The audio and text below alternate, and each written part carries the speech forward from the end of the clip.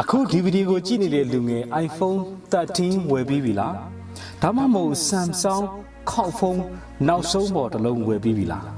းမဝယ်ရသေးဘူးဆိုလို့ရှိရင်တော့လကုန်တဲ့အခါမှာကိုယ့်ရဲ့လစာနဲ့တွားပြီးတော့ဝယ်ပါမလောက်လို့ရှိရင်တကယ်ကြီးတယောက်ယောက်စီကနေပြီးတော့ချီးပြီးတော့ဝယ်ပါဟောခဏနေပါဦးလူငယ်တဲ့9ရက်လောက်တုန်းကကျွန်တော်သတင်းတစ်ခုကြည့်ပါတယ်အဲ့ဒီသတင်းထဲမှာကမ္ဘာကျော်ဘီလီယံနာကြီးတယောက်ကင်ထားတဲ့ဖုန်းဟာလူငယ်တဲ့9နှစ်လောက်ကထွက်တဲ့ဖုန်းဖြစ်နေပါတယ်နောက်ဆုံးပေါ် iPhone 13မဟုတ်ပါဘူးဒီမှာတော့တကယ်ကဘာကျော်တတိတွေမဝယ်တဲ့အရာ9ခုကိုကျွန်တော်ပြောတော့မှာဖြစ်ပါတယ်ကျွန်တော်တော့ကိုညံလင်းအောင်မှာ Future Coach and Trainer တယောက်ဖြစ်ပါတယ်ကျွန်တော်ထင်တာကဘီလီယံနာတတိတွေဆိုလို့ရှိရင်ငွေတွေအရန်ပေါ်နေတယ်ပေါ်နေတော့သူတို့ဝယ်ချင်တာတွေလိုချင်တာတွေကိုအကန့်အသတ်မရှိအတိုင်းထွာမရှိဝယ်လိမ့်မယ်လို့ကျွန်တော်ထင်ခဲ့တယ်ဒီအထင်ကဒီတွေးတာကလုံးဝမှားနေပါတယ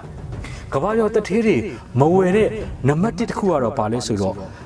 ့အင်းကြီးအဝတ်စားတွေနဲ့ရှူးဖနက်နောက်ဆုံးပေါ်အကောင်းစားတွေပါသူတို့အဲ့ဒါတွေကိုမဝယ်ပါဘူးတဲ့စူပါစတာတွေ celebrity တွေကနေပြီးတော့မှနောက်ဆုံးပေါ်ဖနက်တွေနောက်ဆုံးပေါ်အင်းကြီးတွေကိုကြော်ညာလိုက်တယ်ဆိုလို့ရှိရင်များသောအားဖြင့်လူလက်တန်းစားတွေနဲ့အခြေခံလူတန်းစားတွေဒါလည်းဒီ update ဖြစ်နေတဲ့အဝတ်အစားတွေရှူးဖနက်တွေကိုပြေးပြီးတော့ဝယ်ကြပါတယ်တဲ့တထေးတွေကတော့သူတို့အတွက်ဈေးကြီးတာထက်သက်တောင့်သက်သာရှိတာကိုပို့ပြီးတော့ကြိုက်ပါတယ်တဲ့ Mark Zuckerberg ဆိုလို့ရှိရင်သူ့မှာတီရှက်အယောင်မျိုးစုံတွေပဲရှိပါတယ်ဒီဂိတ်တို့ဆိုလို့ရှိရင်လည်းတက်တောင့်တက်တာရှိတဲ့အဝတ်စားကိုပဲဝတ်ပါတယ်ဘာကြောင့်လဲဆိုတော့သူတို့ဟာတတိဖြစ်ကြောင်းသူတို့မှာပတ်စံတွေအများကြီးရှိကြောင်းကြွားနေစရာမလိုတော့တဲ့အတွက်ဖြစ်ပါတယ်ဒါပေမဲ့သူတို့မှာတော့အဝတ်စားအကောင်းတဲ့ shoes တွေရှိပါလိမ့်မယ်သူတို့ပွဲတက်တဲ့နေရာမှာသုံးပါတယ်တောက်လျှောက် update တွေကိုတော့ဝယ်မနေပါဘူးနံပါတ်2ကတော့အစင်တစားတွေပါအစင်တစားတွေထဲမှာကျွန်တော်တို့ဘာတွေပါလဲဆိုတော့ဖုန်းအကောင်းစားတွေပါတယ်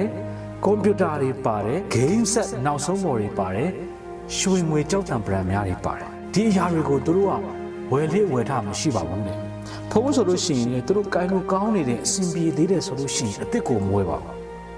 းကွန်ပျူတာဆိုလို့ရှိရင်လည်းဒီအတိုင်းပါပဲသူတို့ရဲ့ကွန်ပျူတာကလွန်ခဲ့တဲ့9နှစ်ကထွက်တာဖြစ်ခြင်းဖြစ်မယ်10နှစ်ကထွက်တာဖြစ်ခြင်းဖြစ်မယ်သူတို့အတွက်အလုပ်ဖြစ်နေသေးတယ်ဆိုလို့ရှိရင်သူတို့ကအစ်စ်မဝယ်ပါဘူးတဲ့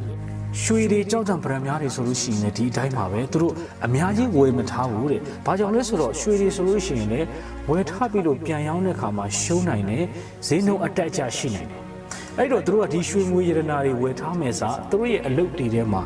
မြုပ်နှံထားတယ်။ဒါကနံပါတ်1သူတို့မဝယ်တဲ့အရာပါ။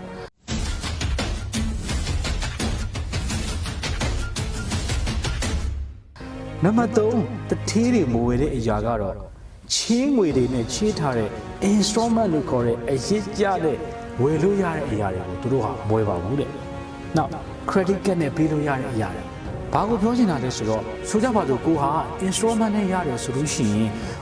တဖြည်းဖြည်းဆက်ရမှာပဲဆိုပြီးတော့ကျွန်တော်တို့ကအကြီးကျယ်ဝယ်ကြတယ်။အခုချက်ချင်းမပေးရဘူး။အခုချက်ချင်း down payment ဆိုကြပါစို့30%ပဲပေးရတယ်။အဲ့ဒီ30%ကိုမြင်ပြီးတော့မှကိုတွေကကားတွေခြားသောပစ္စည်းတွေဝယ်မယ်ဆိုလို့ရှိရင်ကိုဟာအကျွေးနုံနစ်သွားနိုင်ပါတယ်။အဲ့တော့တထေးတွေဒီချေးငွေတွေနဲ့ဝယ်ထားတဲ့အရာတွေကိ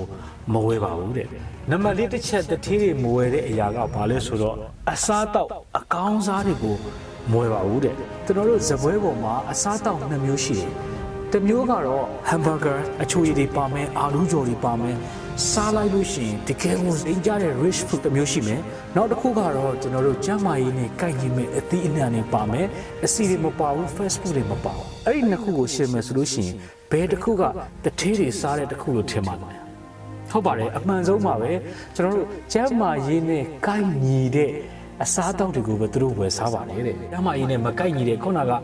ရသာရှိတဲ့အစားတောက်တွေကိုသူတို့ဝယ်မစားပါဘူးနံပါတ်5နဲ့နောက်ဆုံးတထေးတွေမဝယ်တဲ့အရာကဘာလဲဆိုတော့အိမ်အကြီးကြီးတွေပါအကောင်းစားအိမ်ကြီးတွေပါသူတို့ဟာအကောင်းစားအိမ်ကြီးတွေကို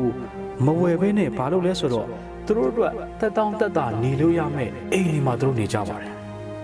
ထားပါတော့သူတို့ကအိမ်ပြန်လာတဲ့အခါမှာသူတို့အတွက် recreation ဖြစ်မဲ့အနားယူလို့ရမယ်အိမ်မျိုးကိုပဲသူတို့နေပါတယ်မြို့လေကောင်မှာဒါမှမဟုတ်ဈေးသိပ်ကြီးတဲ့နေရာကြီးတွေမှာဝယ်ဆောက်နေတာမျိုးမဟုတ်ဘဲနဲ့သူတို့အတွက်အေးအေးချမ်းချမ်းနေလို့ရမယ်အိမ်တွေမှာသူတို့နေပါတယ်တခုတော့ရှိတယ်ဒီအိမ်ကိုပြပြီးတော့မှငွေတွေရှာရမယ်ဒီအိမ်ဟာငွေတွေရှာဖို့ source တစ်ခုဖြစ်တယ်ဆိုလို့ရှိရင်တော့မြို့လေကောင်အိမ်အကောင်းစားကြီးတွေမှာသူတို့နေပါလိမ့်မယ်ဒါကတော့ကျွန်တော်တို့တထေးတွေမဝယ်တဲ့အရာ၅ခုဖြစ်ပါတယ် အနှစ်ချုပ်ပြောရမယ်ဆိုလို့ရှိရင်တထေးတွေကဘယ်အရာတွေကိုမဝယ်ဘူးလဲဆိုတော့သူတို့အတွက်ငွေပြန်မရမယ့်အရာတွေဆုံးရှုံးသွားတယ်လို့ထင်ရတဲ့အရာတွေပေါ်မှာမဝယ်ဘဲနဲ့ investment လို့ခေါ်တဲ့ရင်းနှီးမြှုပ်နှံလိုက်တယ်အဲ့ဒီရင်းနှီးမြှုပ်နှံလိုက်တဲ့အခါမှာဝင်ငွေတွေပြန်ရနိုင်တာမျိုးကိုသူတို့ဝယ်ပါတယ်ဖြုံးလိုက်တယ်ဆိုတဲ့အရာတွေပေါ်မှာမဝယ်ဘဲနဲ့တုံးလိုက်တယ်ဆိုတဲ့အရာတွေပေါ်မှာဝယ်ပါတယ်ဒီဗီဒီယိုတွေကနေပြီးတော့လူငယ်တို့အကျိုးစုံတရားရတယ်ဆိုလို့ရှိရင်တော့ထုံးစံတိုင်းပဲ comment မှာ yes လို့ရေးပေးပါဒီဗီဒီယိုကိုဆုံးဖြတ်ကြည့်ပေးတဲ့အတွက်လည်းကျေးဇူးအများကြီးတင်ပါတယ်ကျွန်တော်တို့ကိုညံလေးအောင်ပါခင်ဗျာ